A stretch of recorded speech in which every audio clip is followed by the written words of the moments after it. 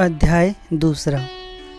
नारद जी द्वारा भक्ति को धैर्य बांधना तथा ज्ञान वैराग्य को चेतना देने के लिए प्रयत्नशील होना। देवर्षि नारद ने उस स्त्री रूपी भक्ति से कहा, हे भक्ति, तू अपनी संपूर्ण चिंताओं का परित्याग कर भगवान श्री कृष्ण चंद्र के चरणों का स्मरण कर। उनके स्मरण से तेरा संकट दूर हो जाएगा।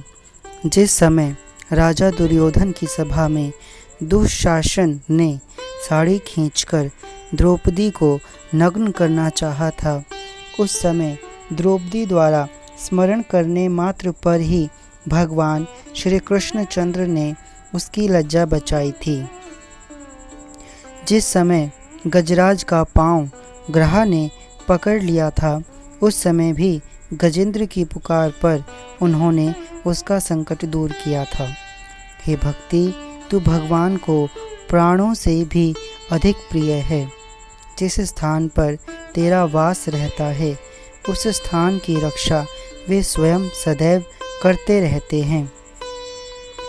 सतयुग, त्रेता तथा द्वापर में लोग बहुत जप, तप, यज्ञ, दान तथा धर्म करने से ही मुक्ति को प्राप्त करते थे, परंतु इस कलयुग में केवल तेरी कृपा से ही सब जीवों का उद्धार हो जाता है।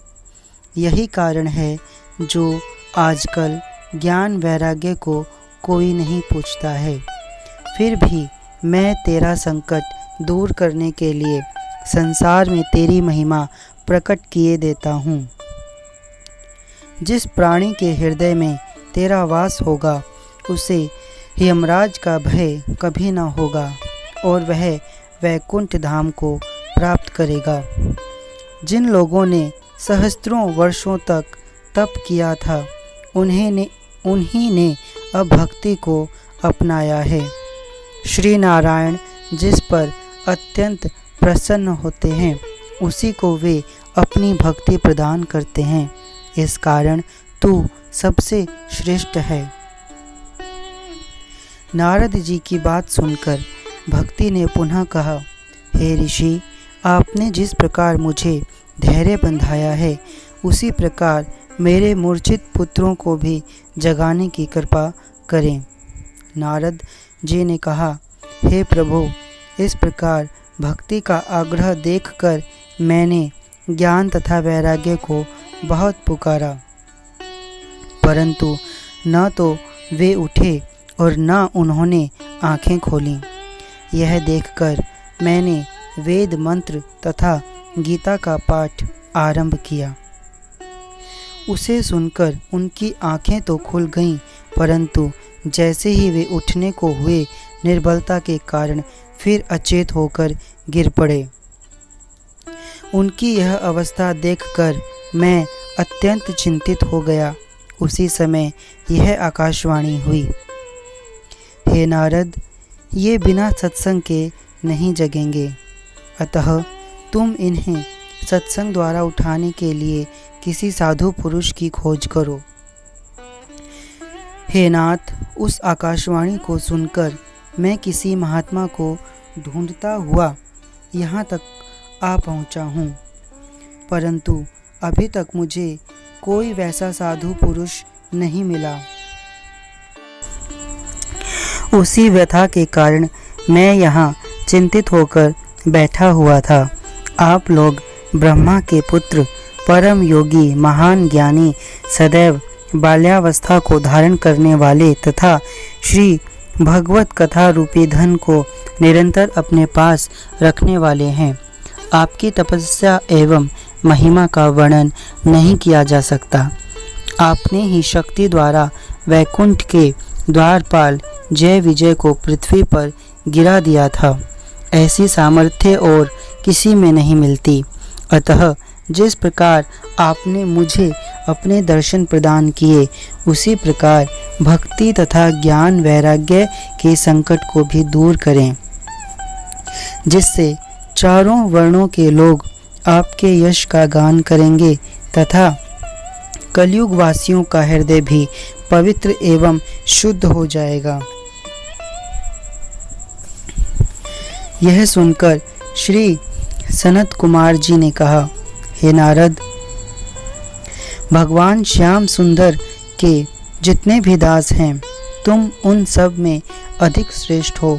तुम्हें भक्ति का दुख दूर करने के लिए उपाय करना उचित ही है।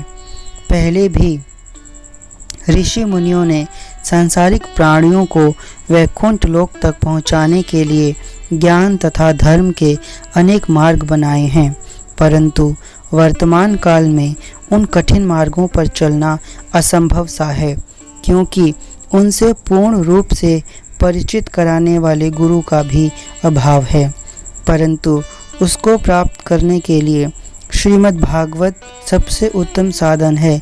जो व्यक्ति श्रीमद् भागवत की कथा का सच्चे मन से श्रवण करता है, उसे वह राह सहज ही प्राप्त हो जाती है, जो कथा महामुनि शुकदेव जी ने राजा परीक्षित को सुनाई थी।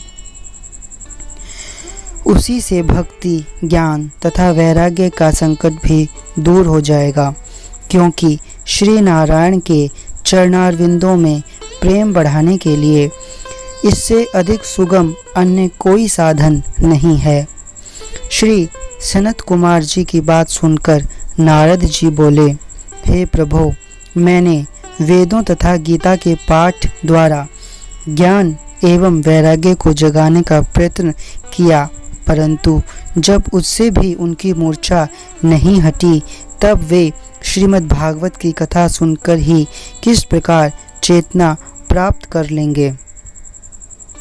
सनत कुमार जी ने कहा, हे नारद, श्रीमद् भागवत को संपूर्ण वेदों का सार समझना चाहिए। उसके एक एक श्लोक में वेदों का सार इस प्रकार भरा हुआ है, जैसे दूध में घी विद्यमान रहता है। भगवान वेद व्यास जी ने संपूर्ण वेद तथा पुराणों का मंथन कर उनका तत्व श्रीमद् भागवत में भरकर रख दिया है। अतः इस कथा को जो भी स्मरण करते हैं, उन्हें समस्त वेद तथा पुराणों का सार प्राप्त हो जाता है।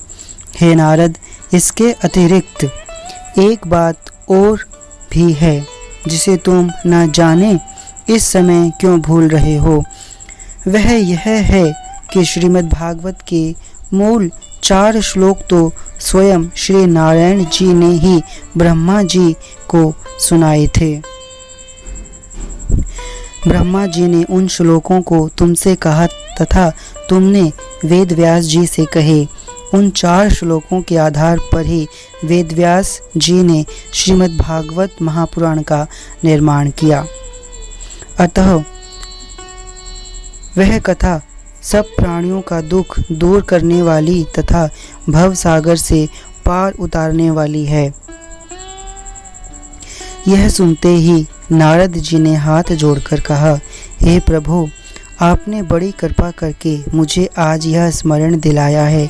मेरे धन्य भाग्य हैं जो मैंने यहाँ आपके दर्शन प्राप्त किए, क्योंकि भाग्य से सत्संग मिलता है।